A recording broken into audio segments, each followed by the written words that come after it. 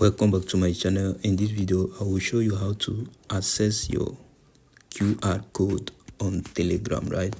So if you are a Telegram user and you've been wanting to generate your QR code, so it's very simple and accessible, right? So all you do is, once you are on your home page, so you can go to your chat section. So I don't have much chat on this account, I just have one chat here. So you go to your settings, and once you tap on settings, you see this sign here. This is the sign for QR code at this very top. You tap here and you can see my QR code, right? So I can decide to share, I can decide to scan, like if I want to scan with another device.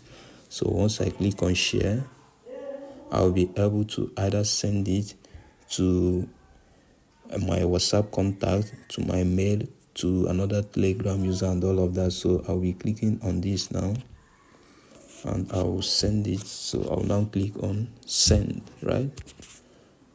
And boom, it has been sent. So let's go to WhatsApp and confirm if actually it has been sent. Boom, as you can see, this is my QR code here, right? So I just generated my QR code from Telegram and this is where it is, right? So if this video was helpful, do well to subscribe to this channel. See you on the next one.